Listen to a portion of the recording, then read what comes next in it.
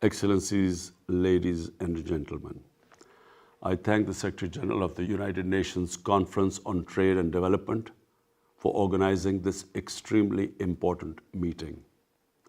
The world today is grappling with a series of interlinked and unprecedented public health and economic crises. While the coronavirus does not discriminate between the rich and the poor, the most vulnerable people and countries have suffered the most. Millions are likely to fall back into poverty. In Pakistan, our efforts have been aimed at ensuring that we save people from dying from the virus and at the same time preventing them from dying from hunger. Our strategy, fortunately, has worked well so far. But continuous efforts are needed to fully overcome the second wave of the virus, and also at the same time to maintain and stimulate economic growth. COVID-19 vaccines are now being administered in developed countries, but it seems that it will take much longer time for the vaccine to fully cover the global south. Sustainable development will remain elusive as long as the pandemic persists. Developing countries are trapped between recovering from the pandemic and meeting their debt servicing obligations. In April last year, I called for a global initiative on debt relief for creating fiscal space and reviving economic growth for developing countries. But I'm afraid much more needs to be done on this account.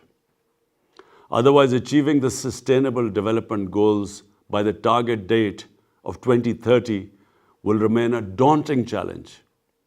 Ladies and gentlemen, the pandemic also offers an opportunity to address the structural barriers hampering global prosperity and development. And for this, I propose a 5-point agenda. 1. A viable framework for equitable and affordable supply of COVID vaccine to developing countries. The coverage of the COVAX facility must be expanded.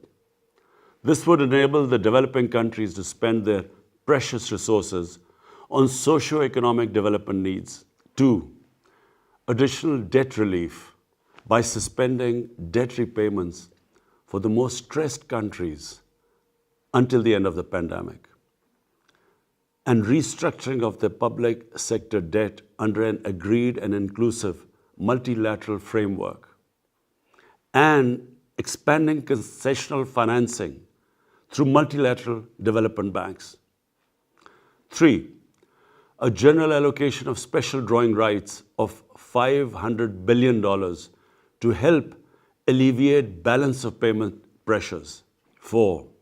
Return of stolen assets held by corrupt politicians and criminals. The illicit financial outflows from developing nations causes more poverty in this world than any other factor. Reportedly, a staggering amount of $7 trillion is parked in haven destinations. And it is also reported that $1 trillion annually leaves the developing countries for these haven destinations. 5. Meeting the agreed target of mobilizing the $100 billion annually by developed countries for climate action in developing countries. Ladies and gentlemen, economic malaise and recession, like the coronavirus, is highly communicable. Global policy measures along the lines I have outlined are urgently needed to save lives, revive economies, and build back better.